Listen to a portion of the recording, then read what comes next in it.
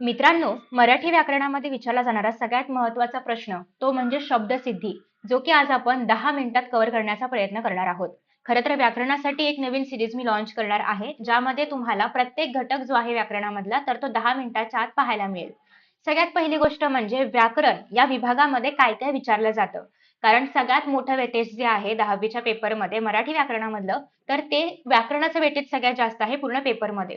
आणि त्यामुळे व्याकरणात कुठले प्रश्न येतात, काय केलं पाहिजे हे तुम्हाला आधीच माहिती असावं, यासाठी मी ऑलरेडी व्याकरणामधल्या प्रश्नांचा व्हिडिओ अपलोड केलेला आहे आणि त्यातला सगळ्यात महत्त्वाचा प्रश्न आहे तो म्हणजे शब्दसिद्धी. खरं तर याच्या आधी आपण शब्दांची व्युत्पत्ती कशी होते, शब्द व्युत्पत्ती कोशामधून येतात वगैरे हे सगळं पाहिलेलं आहे. आता आपण एक्झामच्या पॉईंट ऑफ व्ह्यूने अभ्यास करतोय, सो मी खूप डिटेलमध्ये नाही जाणार आहे. मी तुम्हाला वरचेवर सांगणार आहे एक्झामसाठी आपण हा प्रश्न कसा अटेम्प्ट करायचा आहे. खरं तर जेव्हा आपण कुठलाही मूळ शब्द आहे त्याच्यामध्ये काही बदल करून जेव्हा तो शब्द आपण वापरतो, तर तेव्हा त्याला आपण म्हणणार आहोत याचा अभ्यास करणं किंवा या पूर्ण प्रक्रियेचा अभ्यास करणं, प्रोसेसचा अभ्यास करणं, त्याला आपण म्हणणार आहोत शब्दसिद्धी. तर आता बघा एखादा शब्द कसा तयार होतो, सिद्ध होतो याचा अभ्यास करणं म्हणजेच काय शब्दसिद्धी. आता याचं वर्गीकरण म्हणजे भाषेमध्ये जे काही शब्द असतात त्याचं वर्गीकरण आपण दोन प्रकारामध्ये करू शकतो. एक तर पहिलं आहे ते म्हणजे सिद्ध शब्द. सिद्ध शब्द म्हणजे काय? जे मूळ धातूवाले शब्द आहेत. म्हणजे आपण बोलतो ना जा, ये, कर याच्यामध्ये आपण कुठलाही प्रत्यय नाही जोडतो आहोत, कुठलाही उपसर्ग नाही लावतो आहोत. मूळ शब्द आहेत, मूळ धातू आहेत, त्याला आपण म्हणतो ते सिद्ध शब्द आहेत. आता हे जे सिद्ध शब्द आहेत त्याच्यामध्ये काहीतरी बदल करून जेव्हा आपण एखादा नवीन शब्द बनवतो, तेव्हा त्याला आपण म्हणतो साधित शब्द. आता या ठिकाणी कर हा काय होता? सिद्ध शब्द आहे. त्याच्यामध्ये आपण काहीतरी बदल केला आणि त्याला आपण असं म्हटलं की तो करणारा, बोलणारा, बोल असेल तर बोलणारा किंवा कर्ता, करपासून कर्ता बनू शकतं, करपासून करू बनू शकतं, किंवा जापासून जाणारा बनू शकतं, ये पासून येणारा बनू शकतं. तर अशा पद्धतीने जेव्हा आपण शब्दामध्ये काहीतरी बदल करतोय, तेव्हा त्याला आपण म्हणणार आहोत साधित शब्द. म्हणजे या ठिकाणी एकतर आपण त्या शब्दाला बदल करताना प्रत्यय लावणार आहोत, उपसर्ग लावणार आहोत किंवा आपण त्याच शब्दाला रिपीट करणार आहोत. फॉर एक्झाम्पल हळूहळू. म्हणजे हळूहळू हे काय झालं? हळूलाच आपण दोनदा लिहिलं. याच्यामध्ये कुठलाही प्रत्यय नाही लावला आपण, कुठलाही उपसर्ग नाही लावला. तर अशा प्रकारे काहीतरी आपण अभ्यस्त करणार आहोत. ते पण आपण पुढे बघूयात.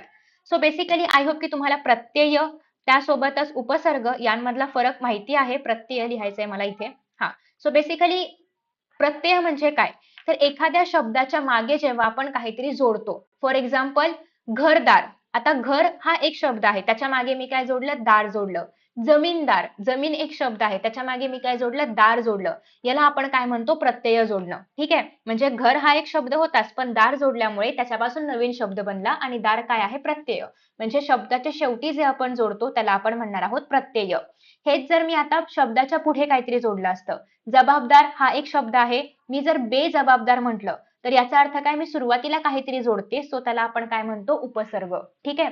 शब्दाच्या सुरुवातीला काही जोडलं असेल तर आपण म्हणतो उपसर्ग आणि शब्दाच्या शेवटी काही जोडलं तर त्याला आपण म्हणतो प्रत्यय. आता बघा, आपल्याकडे जे सिद्ध शब्द आहेत त्यापासून साधित शब्द बनले आणि साधित शब्दालाच आपण तीन भागामध्ये वर्गीकरण करतो. एक तर प्रत्यय घटित, दुसरं म्हणजे उपसर्ग घटित आणि तिसरं म्हणजे अभ्यस्त.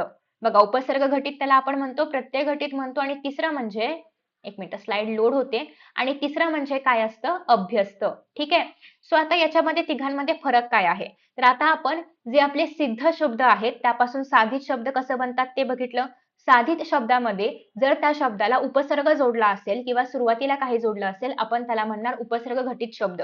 जर त्याला शेवटी काही जोडलं असेल, लढाई, खोदाई, झोपाळू, दुकानदार, जमीनदार, गुलामगिरी असं काही शेवटी जोडलं असेल त्याला आपण म्हणणार आहोत प्रत्यय घटित. आणि सेमच शब्द कडकड, झटपट, धंदाबिंदा, कामबीम अशा पद्धतीने काही फॉर्मॅटमध्ये असेल, म्हणजे ना प्रत्यय जोडलाय ना उपसर्ग जोडलेला आहे, त्याला आपण म्हणतो अभ्यस्त शब्द. सो आता तुम्हाला एक्झाम मध्ये कशा प्रकारचे प्रश्न येतात? तर तुम्हाला काही शब्द दिले जातील आणि विचारलं जाईल की याचं वर्गीकरण करा या तिघांमध्ये, किंवा दिलेला शब्द उपसर्ग घटित आहे की अभ्यस्त आहे की काय आहे अशी शब्दसिद्धी ओळखा. अशा प्रकारे तुम्हाला प्रश्न विचारला जातो. आता बघा, इथे जे आपण उपसर्ग वापरणार आहोत ते सुरुवातीला वापरणार आहोत, मूळ शब्दाच्या सुरुवातीला. यामुळे त्या शब्दाचा अर्थ नक्कीच बदलतो. आता बघा, जड हा ऍक्च्युअल शब्द होता. मी सुरुवातीला अव हा उपसर्ग लावला. आता या ठिकाणी हे जे उपसर्ग आहेत यांचं स्वतंत्र असं काही अर्थ नसतो यांना. म्हणजे फक्त अव हा शब्द तुम्ही ऐकलाय. त्यानंतर नेक्स्ट आहे अवघड. आता घड मध्ये घड हा तर मूळ शब्द आहे, ज्याचा आपण घडणे वगैरे अशी रूप घेऊ शकतो. पण अव याला स्वतंत्र असा काही अर्थ नाहीये. म्हणजे अव काय झालं? उपसर्ग. असं करत करत अवघड, अवजड, अवकळा हे शब्द काय आहेत ज्यांना आपण अव उपसर्ग लावलेला असणारे असे हे उपसर्ग घटित शब्द आहेत. सिमिलरली हेच जर आपण बघायचं म्हटलं तर भर. आता भर ॲज अ क्रियापद आपण यूज करू शकतो. पण या ठिकाणी त्याचा असा काही स्वतंत्र अर्थ नाहीये. फॉर एक्झाम्पल भरजरी मधला जरी जर आपण काढला तर याच्यामध्ये भरचा असा स्वतंत्र काहीच अर्थ नाहीये. सो मग अशा प्रकारचे जे काही शब्द असतील त्याला आपण म्हणणार आहोत उपसर्ग घटित. मग याच्यामध्ये भरधाव आलं, भरजरी आलं, भरदिवस आलं, एक्सेट्रा. नेक्स्ट आहे नी. आता रोगी म्हणजे काय? रोगी म्हणजे एखादा आजारी माणूस. याला जर मी सुरुवातीला नी लावलं, निरोगी, तर याचा अर्थ बदलतोय. नीला स्वतःच असा काही अर्थ नाहीये. म्हणजे नी काय झालं? उपसर्ग झालं. सिमिलरली निनावी आहे, निकोप आहे. अतिमध्ये अतिरेक, अतिशय, उपमध्ये उपसंस्थापक, उपसंपादक, उपप्रमुख, उपवास. तर अशा प्रकारे शब्द या ठिकाणी बनतायत. आहारला जर आपण उप जोडलं तर उपाहार शब्द बनतं. नेक्स्ट आहे बे. डर हा एक शब्द आहे म्हणजे घाबरणे. त्याला जर मी बे जोडला तर बेडर नवीन शब्द बनतोय. बेला स्वतःचा असा काही अर्थ नाहीये. पण ते जर आपण मूळ शब्दासोबत जोडलं बेजबाबदार तर त्याला नवीन अर्थ मिळतोय. चूक हा एक शब्द आहे. त्याला जर मी बिन जोडलं तर बिनचूक हा नवीन शब्द बनतोय. सिमिलरली मी चूकला जोडलं तर अचूक हा अजून एक नवीन शब्द बनतोय. तर हे सगळे शब्द कसे आहेत? उपसर्ग घटित आहेत, ज्याच्या सुरुवातीला आपण काहीतरी शब्द जोडतोय. नेक्स्ट आहे प्रत्यय घटित. ज्याप्रमाणे आपण सुरुवातीला नवीन शब्द जोडला किंवा सुरुवातीला काहीतरी शब्द जोडला की नवीन शब्द बनतोय. सिमिलरली जर आपण शेवटी एखादा शब्द जोडला आणि जर नवीन शब्द बनत असेल त्याला आपण म्हणतो प्रत्यय घटित. म्हणजे फॉर एक्झाम्पल खोदणे किंवा लढणे. लढ हा एक शब्द होता. त्याला मी आई जोडलं म्हणजे लढ हा ई असा तो नवीन शब्द बनला. सेम लढला मी आऊ जोडलं तर लढाऊ बनलं. झोपला मी आळू जोडला तर झोपाळू बनलं. दयाला आपण आळू जोडलं तर दयाळू बनलं. म्हणजे शेवटी मी काहीतरी जोडते. दया मूळ शब्द आहे आणि त्यासोबत एंडला मी काहीतरी जोडते ज्याच्यामुळे मला नवीन शब्द मिळतोय. दुकानदारमध्ये पण दुकान मूळ शब्द आहे आणि दार जोडलं जातंय नव्याने. सो हे काय झालं? प्रत्यय घटित झालं. गुलामगिरी असेल, मानसिक असेल, सामाजिक आहे. याच्यामध्ये पण समाज हा शब्द आहे आणि पुढे इक जोडलं तर ते सामाजिक बनलं. आनंद शब्द आहे. इत जोडलं तर आनंदित बनलं. गुरु शब्द आहे. त्व जोडलं तर गुरुत्व, मातृत्व, पितृत्व अशा प्रकारचे बरेचसे शब्द या ठिकाणी तयार होतील. सो एखाद्या शब्दाच्या शेवटी जर काही जोडलं जात असेल तर त्याला आपण बोलणार आहोत प्रत्यय घटित शब्द. नेक्स्ट आहे अभ्यस्त. अभ्यस्तामध्ये काय होणार आहे की जो सेम शब्द आहे तोच रिपीटेड घेतला जातोय. म्हणजे लाल लाल सेमच शब्द रिपीट होतोय. हळूहळू असेल, तुकडे तुकडे असेल किंवा आता इथे बघा धंदा बिंदामध्ये आपण धंदा धंदा रिपीट नाही घेत आहे. पण धंदा बिंदा या शब्दामध्ये ना प्रत्यय जोडलाय ना उपसर्ग जोडलाय. म्हणजे जर तुमच्याकडे असा एखादा शब्द असेल ज्याला आपण प्रत्यय पण नाही जोडत आहोत, उपसर्ग पण नाही जोडत आहोत, तर त्या शब्दाला आपण अभ्यस्त बोलू शकतो. फॉर एक्झाम्पल शेजारी पाजारी सिमिलर शब्द आहे म्हणजे शेजारी पाजारी सेमच दिसतंय पण एक्झॅक्ट शब्द आहे का? नाही. पण इथे कुठेही उपसर्ग नाहीये, प्रत्यय नाहीये म्हणजे हा काय झाला? अभ्यस्त झाला. आता बघा यामध्ये आपल्याला काही शब्द दिलेले आहेत. एक्झाममध्ये पण 2 मार्कांसाठी आपल्याला अशाच प्रकारे दिलेल्या शब्दांची शब्दसिद्धी ओळखा वगैरे असे प्रश्न येतात. सो मी ऑलरेडी ग्रामरमध्ये कुठले प्रश्न येतात यापासून आपण सिरीज सुरू केली होती आणि त्याच्या सिक्वेन्सनुसार आपण हे व्हिडिओज बघतोय. सो तुम्ही जर तो व्हिडिओ पाहिला नसेल तर प्लीज पाहायला सुरुवात करा कारण ही पूर्ण सिरीज असणार आहे. ज्याच्यामध्ये आपण पूर्ण 18 मार्कांचं ग्रामर जे आहे जे की सगळ्यात हायेस्ट वेटेज आहे मराठी पेपरमध्ये ग्रामरचं ते कव्हर करतोय. तर एक्झाममध्ये तुम्हाला 2 मार्कांसाठी शब्दसिद्धी विचारली जाते. ज्याच्यामध्ये तुमच्याकडे अशा पद्धतीने काही शब्द दिलेले असतात आणि सांगितलं जातं की याची शब्दसिद्धी लिहा किंवा अशा पद्धतीने दिलं जाईल आणि सांगितलं जाईल की वर्गीकरण करा की उपसर्ग घटित कुठला आहे, प्रत्यय घटित कुठला आहे, अभ्यस्त कुठला आहे, असे तुम्हाला 4 शब्द दिले जाऊ शकतात आणि 2 मार्कांसाठी वर्गीकरण येऊ शकतं.